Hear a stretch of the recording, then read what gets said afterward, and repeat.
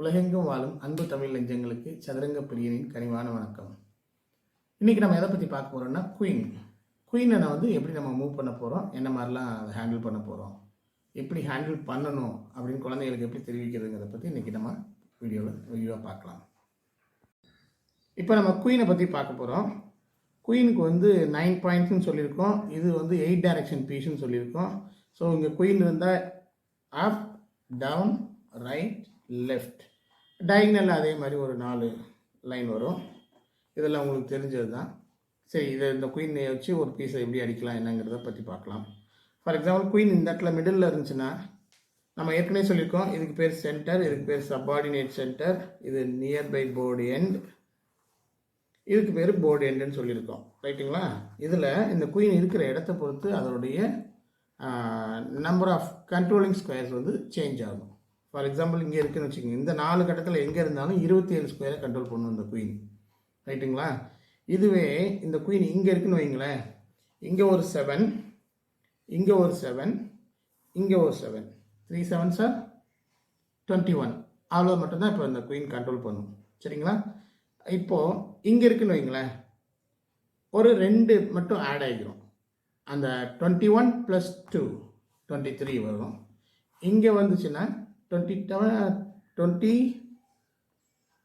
+ 4 அப்போ 25 கண்ட்ரோல் பண்ணும். இங்கே வந்துச்சுன்னா 21 + 6, இங்கிட்ட ஒரு 3, இங்கிட்ட ஒரு 3, அப்போ 27. இந்த மாதிரி தான் இதோட கண்ட்ரோலிங் ஸ்கொயர்ஸ் இருக்கும்.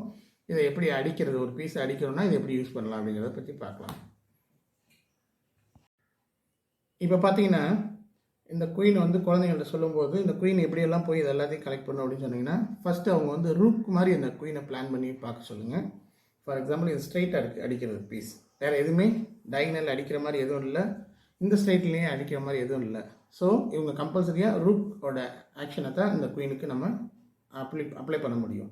இப்போ பாருங்கள், ஸ்ட்ரைட்டாக இந்த குயின் இந்த பான் அடிக்கும், அதுக்கடுத்து இந்த பான் அடிக்கும், அதுக்கடுத்து இந்த பான் அடிக்கும், அதுக்கடுத்து இந்த பான் அடிக்கும். ஆஃப்டர் தட் இந்த பானை முடிச்சதுக்கப்புறம் பார்த்தீங்கன்னா எல்லாமே டயகனலில் மாறிடும்.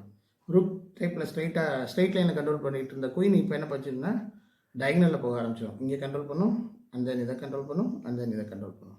இதை அவங்க தெளிவாக சொல்லிட்டாங்க அப்படின்னா மாற்றி மாற்றி வரும். இப்போ ரெண்டுமே மாறி மாறி வருது இல்லையா? அப்போ குழந்தைங்களுக்கு ஒரே பீஸு 2 மாதிரியும் ஆக்ட் பண்ணும் அப்படிங்கிறத நல்லாவே அண்டர்ஸ்டாண்ட் பண்ணிப்பாங்க. ஃபார் எக்ஸாம்பிள் இங்கே பாருங்கள், இந்த குயின் எடுத்துகிட்டு போகிறோம், நேராக இந்த பானை அடிக்கிறோம், அடுத்து இந்த குயின் அப்படியே எடுத்துகிட்டு நேராக இந்த பான் அடிக்கிறோம், அப்புறம் அப்படியே கொண்டு இந்த பான் அடிக்கிறோம், அப்படியே கொண்டு இந்த பான் அடிக்கிறோம், அதுக்கப்புறம் சேஞ்ச் ஆகுது, டயகனலில் அடிக்கிறோம், அதுக்கப்புறம் டயகனலில் இதை அடிக்கிறோம், அப்புறம் டயகனலில் இதை அடிக்கிறோம்.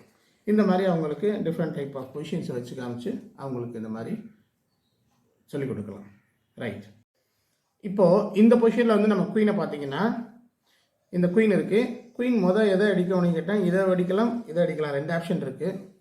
இதை அடித்தா எப்படி வரணும், இதை அடித்தா எப்படி வரணும்னு ஒரு விஷயம் சொல்கிறேன்.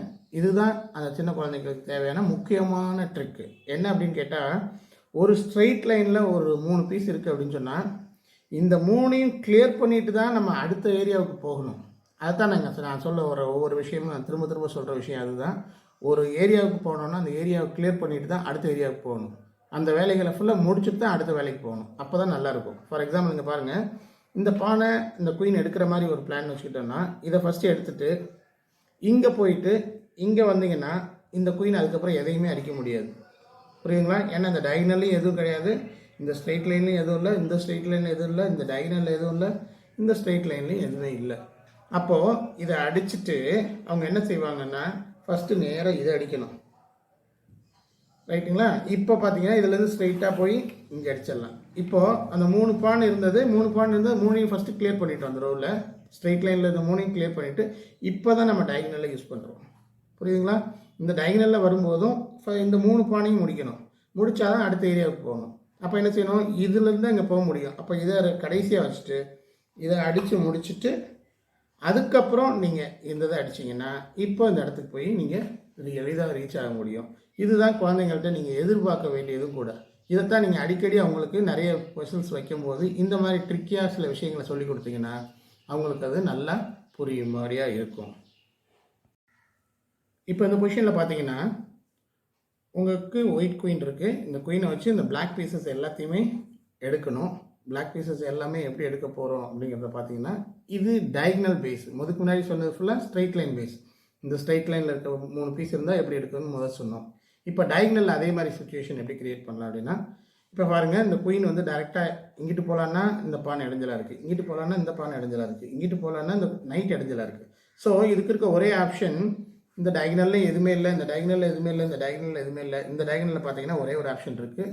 ஸோ அதை நம்ம ஃபாலோ பண்ணுறாங்களா அவங்க அப்படிங்கிறத நம்ம செக் பண்ணணும். ஃபார் எக்ஸாம்பிள், இங்கே போய் இந்த பீஸை அடிக்கிற மாதிரி வச்சுக்கோமே. இந்த பானை அடித்தாச்சுன்னா அடுத்து நேராக இங்கே அடிச்சிங்கன்னா இந்த பக்கம் வந்துடுவீங்க. இந்த பானை கடைசி வரைக்கும் அடிக்க முடியாது. ஸோ இந்த பானை ஃபஸ்ட்டு அடிக்கிறோம், அதுக்கப்புறம் ரிட்டர்ன் பேக் சேம் டைரெக்ஷனில் போய் இந்த டயக்னலில் இருக்கிற ஃபுல்லாக முதல்ல கிளியர் பண்ணிடுறீங்க. அதான் முக்கியம். அப்படி பண்ணிட்டீங்கன்னா உங்களுக்கு அது இடைஞ்சலே வராது. அண்ட் தென் பார்த்தீங்கன்னா இப்போது இந்த பானை ஈஸியாக நம்ம கேப்சர் பண்ணலாம். தென் இதை எடுக்கலாம், இதை எடுக்கலாம், அப்படியே இதை எடுத்துகிட்டு இப்போ 2 ஆப்ஷன் இருக்குது, இங்கிட்டு போகலாமா அங்கிட்டு போகலாமான்ட்டு. ஸோ இதில் எது உங்களுக்கு பெட்டர் வே, எங்கே போய் ஃபைனலாக நீங்கள் நிற்கணுங்கிறத நீங்கள் தான் டிசைட் பண்ணணும். You have to decide. பாருங்கள், இப்போ இந்த பானை ஃபஸ்ட்டு எடுத்துட்டீங்க அப்படின்னு சொன்னால் கடைசி அவங்க குயின் இங்கே வந்து நிற்க போகிறது. இதுதாங்க விஷயம். இதைத்தான் நீங்கள் அவங்க கரெக்டாக பண்ணுறாங்களா, எவ்வளோ பீசஸ் இருந்தாலும் அந்த இடைஞ்சலுக்குள்ளே நம்ம பீசஸ் ஈஸியாக போய் எல்லாத்தையும் கலெக்ட் பண்ணணும். இந்த மாதிரி விஷயத்தையும் நம்ம குழந்தைகளுக்கு நம்ம எடுத்து சொல்கிறது மூலமாக குழந்தையோட நாலேஜை சூப்பராக இம்ப்ரூவ் பண்ணலாம். இன்றைக்கி குயின் மூமெண்ட்ஸை பற்றி பார்த்தோம். அது 2-3 பர்சன்ஸ் வச்சு காமிச்சோம். அது உங்களுக்கு பிடிச்சிருக்கும்னு நான் நம்புகிறோம். நீங்கள் மென்மேலும் இந்த மாதிரி நிறைய பர்சன்ஸ் பார்க்கணும் அப்படின்னா எங்கள் யூடியூப் சேனலை சப்ஸ்கிரைப் பண்ணுங்கள், ஃபாலோ பண்ணுங்கள். நன்றி.